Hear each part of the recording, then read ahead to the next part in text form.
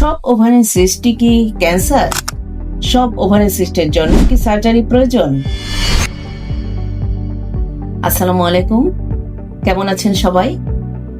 আমি ডাক্তার মার্জিনা ফারুক তনু, সহকারী অধ্যাপক হিসেবে গাইনি অঙ্কোলজি বিভাগে জাতীয় ক্যান্সার গবেষণা ইনস্টিটিউট ও হাসপাতাল মহাখালীতে কর্মরত আছি। আজ আমি ওভারিন সিস্ট এবং টিউমার এই বিষয়ে সংক্ষেপে কিছু আলোচনা করব, যে কখন আমরা আশ্বস্ত থাকব এবং কখন সতর্ক হব। আমাদের দৈনন্দিন গাইনি প্র্যাকটিসে ওভারিন সিস্ট এবং টিউমার একটি অত্যন্ত পরিচিত এবং গুরুত্বপূর্ণ সমস্যা।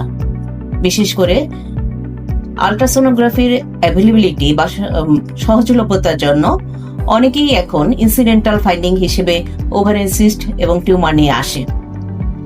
কিন্তু সব ওভারিন সিস্টই কি ক্যান্সার? সব ওভারিন সিস্টের জন্য কি সার্জারি প্রয়োজন? না। আমাদের মহিলাদের রিপ্রোডাক্টিভ বা প্রজননক্ষম সময়ে অনেক সিস্ট আছে, যেমন ফিজিওলজিক্যাল সিস্ট, যেমন functional cyst, corpus luteum cyst, যেগুলো সাধারণত 2 থেকে 3 সেন্টিমিটার হয়। এসব সিস্টের ক্ষেত্রে দেখা যায় যে কয়েকটা সাইকেল বা কয়েক সপ্তাহ পরেই এগুলা অটোমেটিক্যালি বা স্বাভাবিকভাবে রিজলভ হয় বা মিলিয়ে যায়।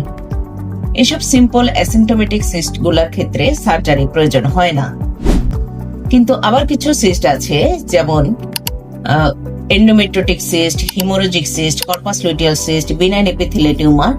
এসব সিস্ট গুলার বা টিউমার গুলোর ক্ষেত্রে আকার, আকৃতি, ধরন অনুযায়ী এক একটি ক্ষেত্রে চিকিৎসা পদ্ধতি এক এক রকম।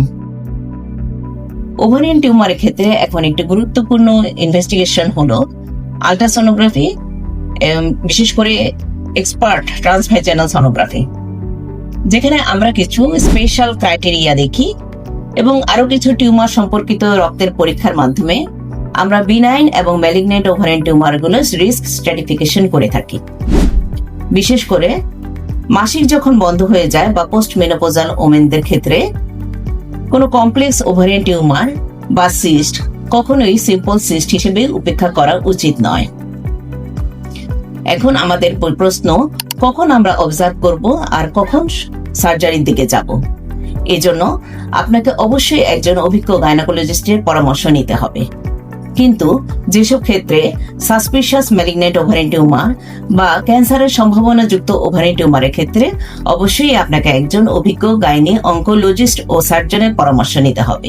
কারণ এক্ষেত্রে টিউমার রিমুভালই শেষ কথা নয় বা যথেষ্ট নয়, বরং অঙ্কোলজি প্রিন্সিপাল বজায় রেখে সার্জারি এবং তার পরবর্তী চিকিৎসা পদ্ধতি চালিয়ে যাওয়াটা এখানে গুরুত্বপূর্ণ। তাই শেষ কথায় বলতে চাই, সব ওভারিয়ান সিস্টই ক্যান্সার নয়। সব ওভারিয়ান সিস্টের ক্ষেত্রে সার্জারি প্রয়োজন হয় না।